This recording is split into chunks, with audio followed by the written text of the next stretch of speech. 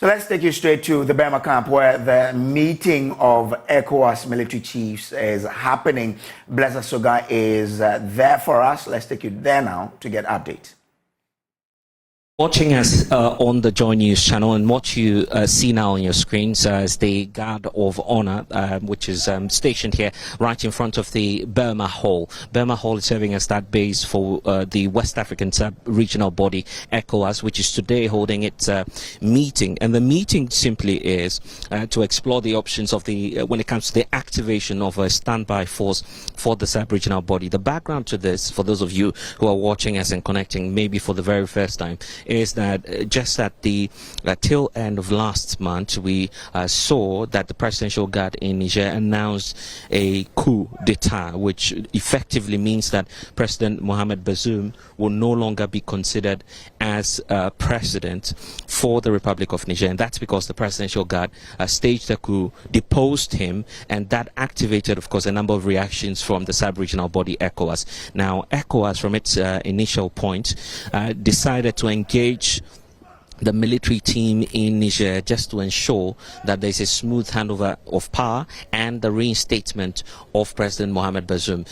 Preceding that were a raft of sanctions that were announced by the sub-regional body, ECOWAS, which announced that of course, it was going to sanction Niger, and basically the decision to sanction Niger is because the sub-regional body ECOWAS believes that the issues were not in line with the principles that they have, which is to affirm the position of democratic rule, democratic values, which the military junta in Niger violated.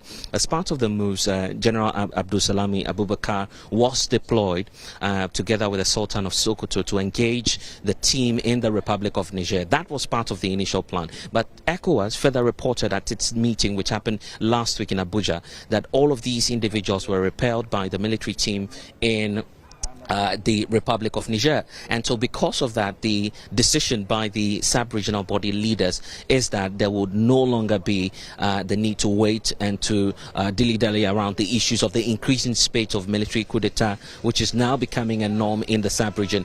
A reason for which we're seeing the meeting that you have in the background today, where the ECOWAS military chiefs have been ordered by the sub-regional leaders, including our president, Nana Addo Dankwa Akufo-Addo, to activate an ECOWAS standby force. Is the reason for which we're here today, witnessing and seeing what is happening now. We'll be taking you in, briefly, where we'll listen to the opening remarks and get to see what exactly is happening and what the concerns of all of these regional bodies have been. But what we see now is the arrival of all of the dignitaries.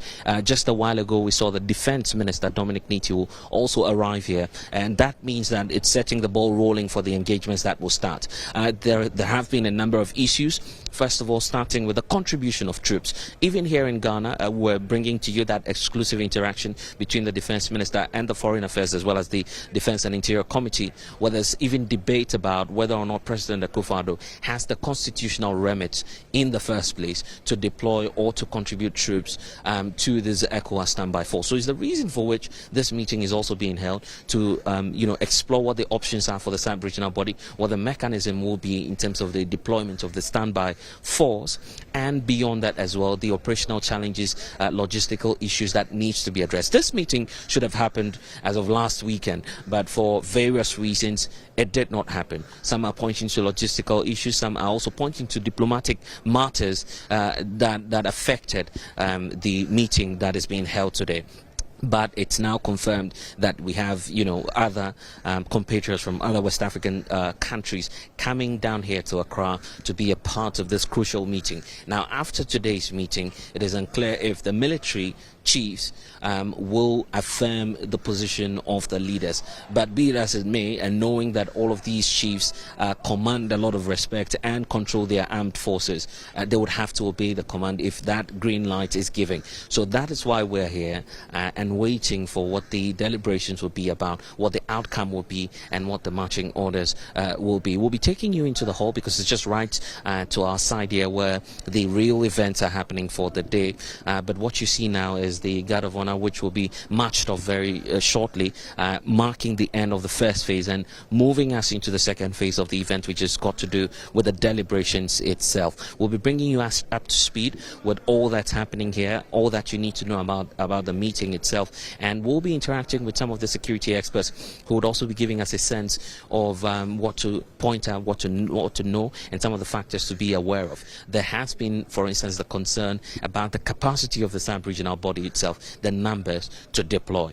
It's also coming to question, and we're uncertain what the outcome will be on the contribution that the various countries will do when it comes to giving out their armed forces and the troops that they would want to contribute. So these are the key matters coming up. Also, we need to point out that a lot of experts are worried, and their concern has been about the fact that if you activate this force, you're going to be facing severe firearms from Niger, from Mali, from Burkina Faso, because we have these two countries who also have military leaders pointing out that any decision to intervene in the security situation in Niger will definitely move the region into a full-blown war.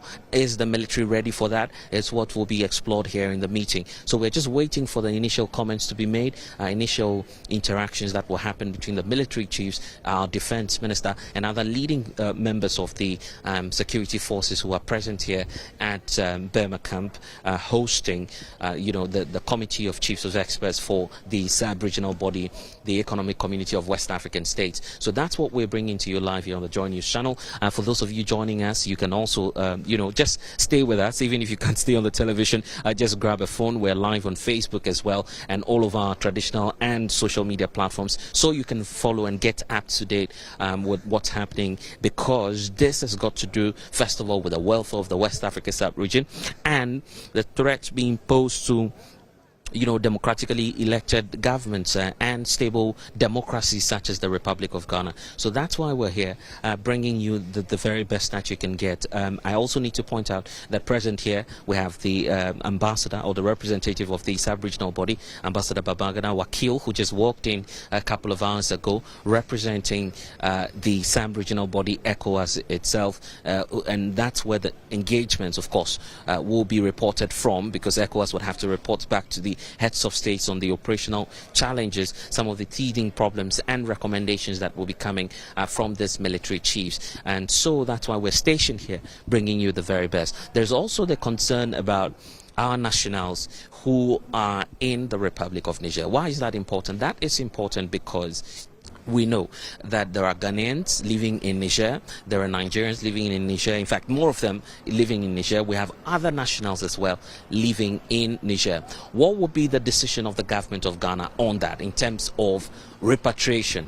Because any attack, as we've heard from some of these residents there, may result in reprisals, as they are pointing out to us. That's been one of the fears that they've been hoarding about what may happen if you go in with firearms. Will citizens be affected? Will people be affected? These are the concerns that some experts have also been raising. There's also the issue about external funding. Where will the funding come from, knowing that these West African countries do have a challenge when it comes to economic wherewithal, economic strength? We know that Ghana is going for an IMF bailout. The condition is not different for the likes of Cote d'Ivoire, the likes of Nigeria itself, which is facing some serious economic difficulties. Will they opt for external forces to come in and to partner this deployment that will happen? What will be the operational command, the theater and the command levels? What will be the arrangements? These are the questions bothering the minds of everyone as we move into the engagements for today. And so we're here stationed, giving you the very best that you can get out of this meeting, which is just underway. Just gone by, you see the Ghana Armed Forces, the Guard of Honor, which is just being walked off now, which is obviously signaling that it is the beginning of the day. Business is about to start, and the security chiefs will indeed be making their initial or preliminary comments as we move into this meeting of the sub-regional body ECOWAS, with the military chiefs actually meeting in the hall. Let's move you now to the hall, where of course that statement is being made, and we'll be getting you live pictures. Stay with us on the Joy News channel. We're bringing you live pictures from the Burma camp. Let's listening to some of the speeches that are being made now as we move you into the hall to get the very best of the statements that will be made by our defense minister, by ECOWAS, and also by other representatives who are here. So many questions on our minds, but we can then move you into that hall and bring you the very best that you need to know about the engagement happening. But I also need to point out that after today's engagement, we'll be bringing you, fallouts in terms of what the requirements are, what the decision is from the sub-regional body, and what the way forward will be. So we can now take you in.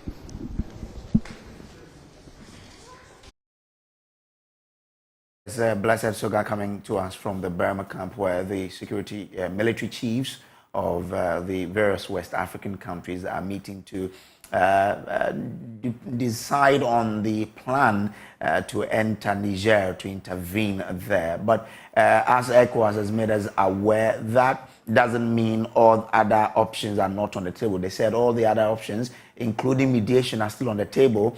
They're only making the military to be on standby, so that in case all other options fail, then the military can then be deployed. But if the military will be deployed, they need to discuss the plan, the action, the entry point, how much it will cost. We know yesterday we brought you that one, how much it will cost us as a sub-regional body if we were to use the military option. So all of those details need to be discussed, and that's why it's important that military chiefs in these countries meet to discuss actions and to understand what it needs to be put in place before this goes. But we also know that as all of this is happening, mediation are still ongoing. Let's take you to Burma camp, because one of the ECOWAS security chiefs is speaking now. Let's go there now. They are duly accredited representatives and delegations. My Chief of Staff of the ECOWAS Standby Force here, the Director, Peacekeeping and Regional Security of the ECOWAS Commission, also here, colleagues from the ECOWAS Commission, here, invited guests, gentlemen of the press, ladies and gentlemen. I would like, first and foremost, to thank His Excellency Nana Addo Dankwa Akufo-Addo, President of the Republic of Ghana, for his dedication, to the ideals of regional integration, regional security in West Africa, which he amply demonstrated during his 2-year tenure as chair of the ECOWAS Authority of Heads of State and Government. We equally, want to express our profound gratitude to the President of the Federal Republic of Nigeria, His Excellency Ahmed Bola Tinubu, for steering the affairs of our community at this very critical time in our history, and for his dedication. Everybody knows his democratic credentials, and everybody knows his determination to make sure that our democratic process in the region is not put in the reverse gear, and we are grateful for that. I would also like to thank the government and people of Ghana for the wonderful facilities, the welcome and everything, the proverbial aquaba to us. And I will say Vice Admiral and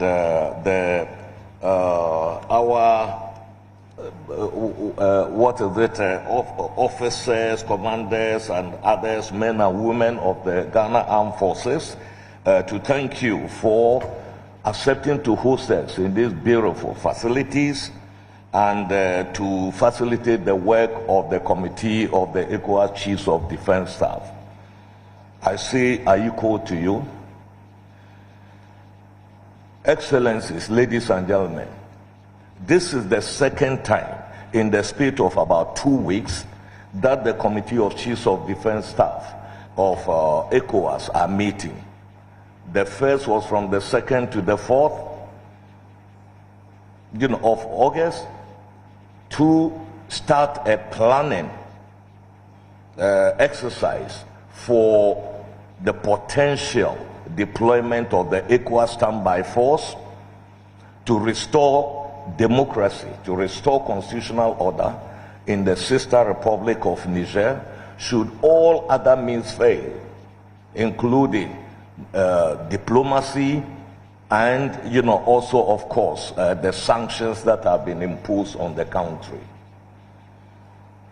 And then, this is the second meeting that we are having, and it follows also the second extraordinary meeting of the ECOWAS heads of state and government, also in the space of, less than 2 weeks, on the 10th of August, who gave us the marching orders. 1, to activate the ECOWAS standby force with all its elements. 2, to start preparations for deployment to Niger should all other measures fail. This junta in Niger is playing cat and mouse with the community. They should know one thing: they have flouted their own constitution that forbids military incursions into politics. They have flouted ECOWAS instruments, particularly the various sections of the supplementary protocol on democracy and good governance that declares zero tolerance for power obtained or maintained by unconstitutional means. Sections of the same protocol also talks about the democratic control of the armed forces and their subjection to the authority of civilian authorities. Their principal role is the defense of the territorial integrity of member states and to ensure security. And it is ironic that many of these juntas that have overthrown democratically elected government cite insecurity as the reason for which they staged the coup.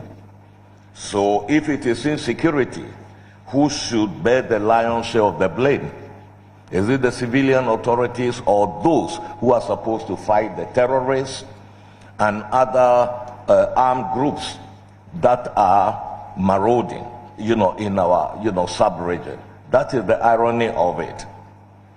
And they are thumping their noses to ECOWAS.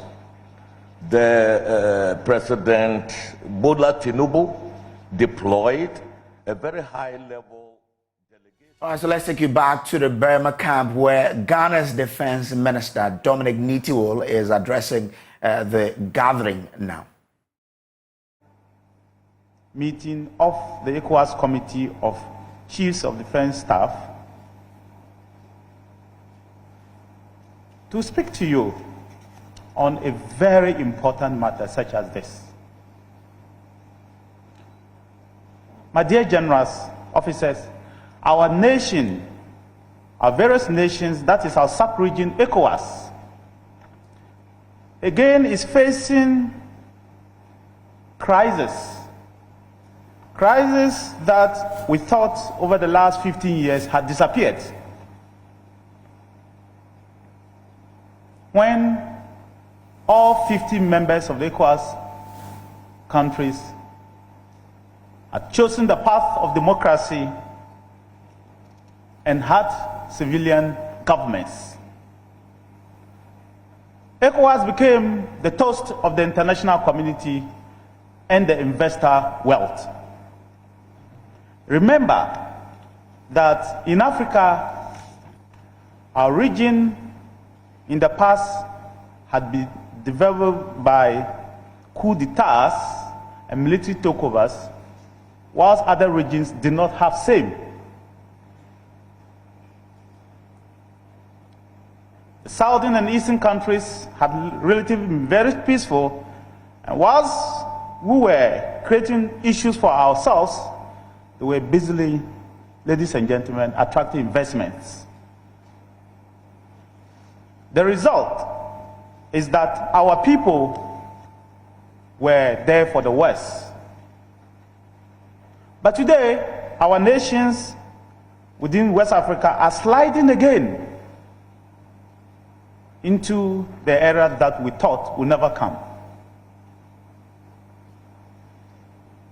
That is why it is clear to all of us that the security of the sub-region is going through one of the most difficult moments after the challenges in the 60s, the 70s, and particularly the 90s, when rebel incursions destabilized parts of the West African sub-region. And in recent times, the scourge of terrorist armed groups and violent extremist groups have rocked the Sahel region of West Africa. As stated already, the populations of these countries have been affected by these activities, and the people are paying heavy price.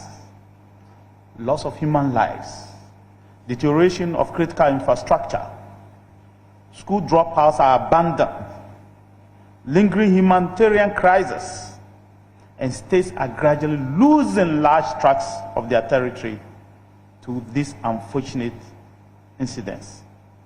Who now control and carry out various criminal activities and continue to conduct illicit cross-border trafficking. ECOWAS can only be weaker by these acts. Unfortunately, ladies and gentlemen, as you are all aware, 4 of our member states are now facing sanctions for resorting to unconstitutional change of government, which contradicts the ECOWAS protocol on good governance and democracy. It will be recalled that following the extraordinary summit of the Authority of Heads of State and Government of the ECOWAS in Abuja, Nigeria, on the 10th of August 2023,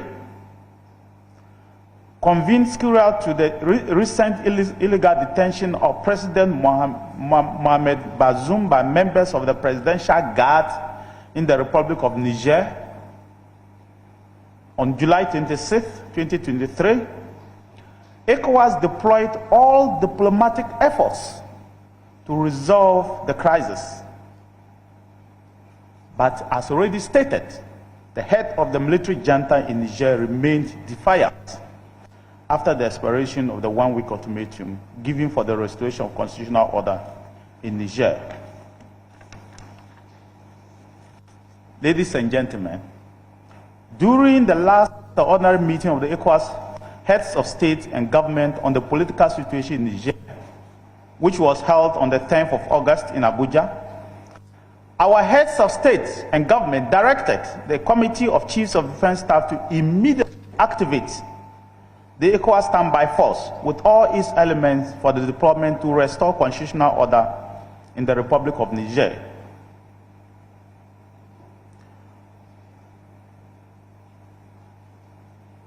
The heads of states and government issued a communique which was signed by His Excellency President Bola Ahmed Tinubu of Nigeria, who is their chairman, and they reaffirmed that President Mohamed Bazoum remains the legitimate elected president and head of state of the Republic of Niger, and he is duly recognized by ECOWAS, the African Union, and the international community.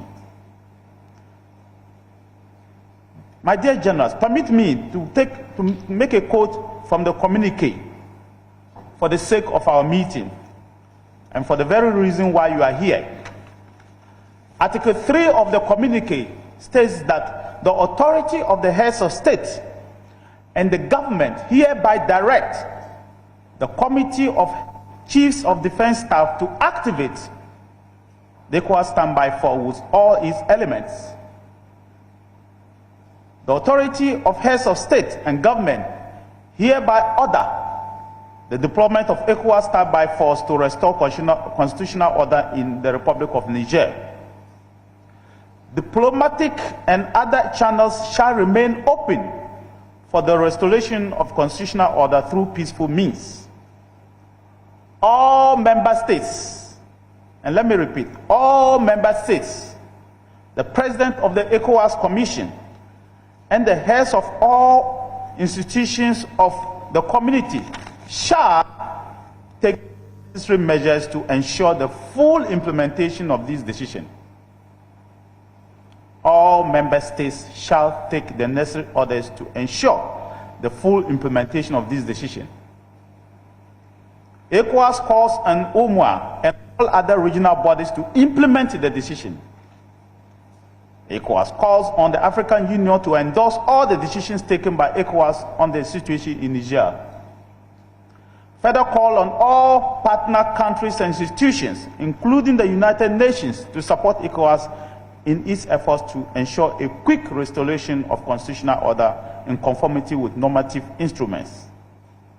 Ladies and gentlemen, my dear generals, you and your dedicated and loyal troops today stand on the threshold of history as professionals who are being tasked to help the people of West Africa to enable them continue to elect their leaders through free, fair, and transparent general elections.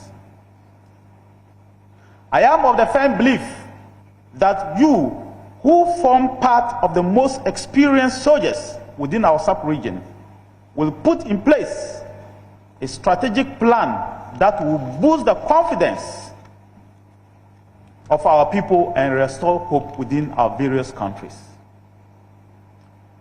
The spirit of our people in West Africa is with you as we meet here to put the plan in place, which will meet the ECOWAS directives. Without trying to make a roll call, I am glad that the Chief of Defense Staff of Nigeria himself, the chairman, is here. The Chief of Defense Staff of Ghana, the host, is here. The Chief of Defense Staff of Ivory Coast is present in this meeting. The Chief of Defense Staff of Senegal is present in this meeting. The Chief of Defense Staff of Togo is present in this meeting. The Chief of Defense Staff of Benin is present in this meeting. The Chief of Defense Staff of Liberia is present in this meeting. The Chief of Defense Staff of Sierra Leone is present in this meeting. And the Chief of Defense Staff of Gambia is present in this meeting. Of course, ladies and gentlemen of the media, it's clear that Mali, who has a flag there, is not present. Guinea is not present. Niger is not present. And Burkina Faso is not present. These are the countries I mentioned were under sanctions and have been suspended. That is the reason they are not present. Of course,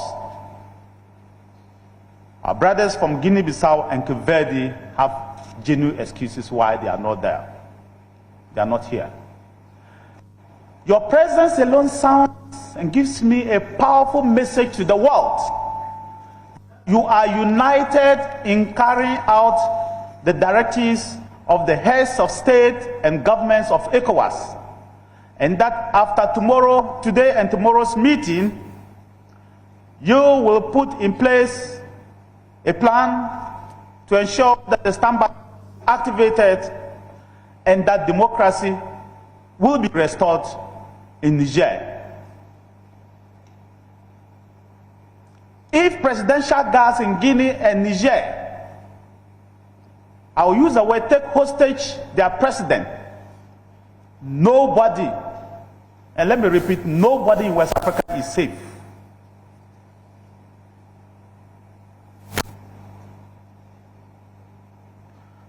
That is why I urge you to continue to be loyal to your heads of states. I urge you to continue to be loyal to ECOWAS directives and to give effect that the days that coup d'etats enjoy the support of our people are over. Yes, in democracy, people will agree to disagree. But the vast majority of our people,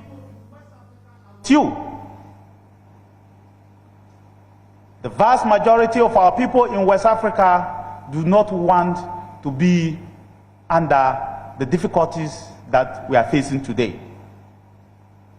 You have the right, as men in uniform, to ask your governments for what you will need to be able to defend your nations. You have the right to ask your governments to give you the tools to defend the territorial integrities of your nations, to ensure that your nations remain peaceful. You have the right to ensure that your people choose your leaders in a free and fair manner.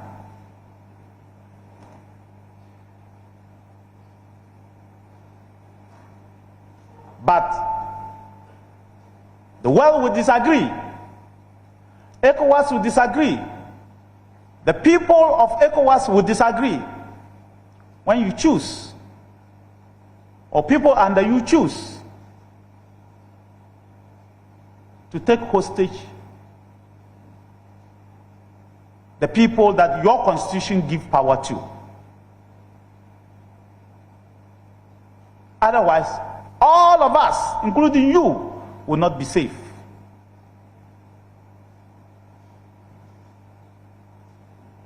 Mr. Chairman, ladies and gentlemen, I am very optimistic that between today and tomorrow, all of you will put your rich experiences together to be able to activate the ECOWAS standby force to enable you to respond adequately and swiftly to the demands placed on you by our heads of state. You did it in Liberia. You did it in Sierra Leone. You did it in the Gambia. You did it in the Guinea-Bissau. Of course, to some extent, the world did it in Côte d'Ivoire. And I believe that after Niger, and the world will see that West Africa is back to normal, and our people will begin to enjoy the life that they deserve.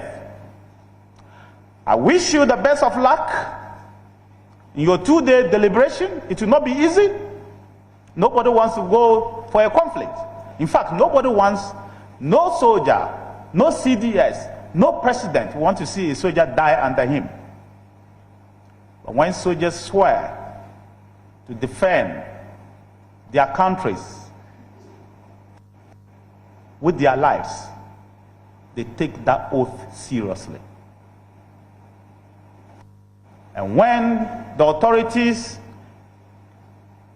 bestowed on you by the Constitution calls on you to exercise that mandate, so shall it be.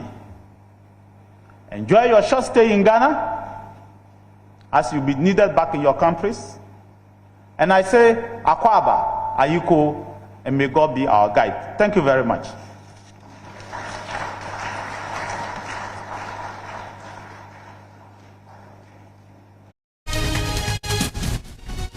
So that says the Defense Minister of Ghana, Dominic Nitiwo, who is welcoming the military chiefs to deliberate on this and giving reasons why some countries are absent. And he's saying that the military have every right to demand right leadership and governance from their democratically elected government, but it is not, people of the sub-region do not support the takeovers that are happening, and that he wishes them all the best as they use 2 days to deliberate on their plan of action for the military to intervene in Niger. We're still there in Burma to bring you, unprecedented coverage of this particular meeting. Our man, Blessed Sogan, is on the ground for us. So be here. We'll bring you all of that, here on the Joy News channel for you. we will be there to understand exactly the actions that the military chiefs intend to take with regards to intervening in the situation in Niger. So that's it. We're still there. So stay with us throughout the day as we bring you the coverage of this particular meeting.